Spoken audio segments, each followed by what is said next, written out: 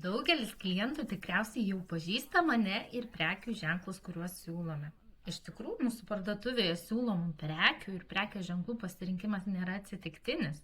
Noriu parodyti kelis modelius, kuriuos pati pasirinkau savo vaikams ir sėkmingai naudoju iki šiol. Mano rankose Softshell kombinezonas, kuris puikiai tinka šiltesniam rudens orui, maždaug iki 5-8 laipsnių Celsijaus. Noriu pabrėžti, kad temperatūrų intervalas nurodytas mūsų svetainėje yra apytikslis. Visada reikėtų atsižvelgti jūsų vaikų individualius ypatumus, ar jis greitai sušąla, ar priešingai jam dažniau per šiltą.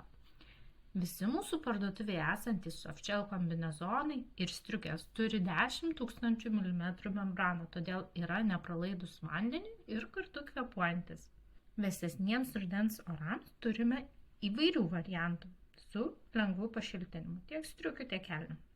Paprastai tai reiškia apie 40 gramų pašiltinimą arba 80-100 gramų, priklausomai nuo prekės ženklo.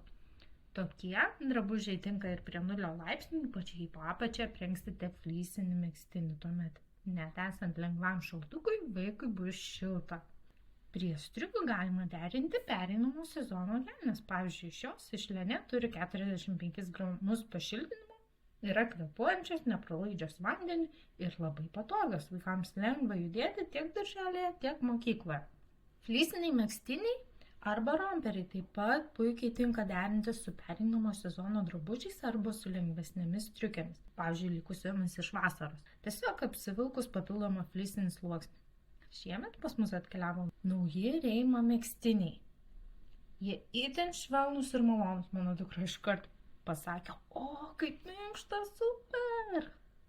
Tai tikrai galiu pasakyti, fleeciniai megztiniai yra šilti, patogus.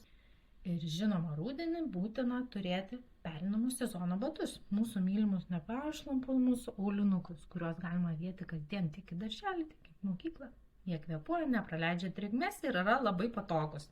Iš esmės, su tokiais batais galima išgyventi visą sezoną, tačiau jei jūsų vaikas mėgsta šokinėti po balas, o tokių tikrai nemažai, ypač gilesnės, tuomet mano manymu guminiai batai būtinybė. Vaikai mėgsta taškytis ir bėgioti po lietų, tad guminiai batai tikrai pravers.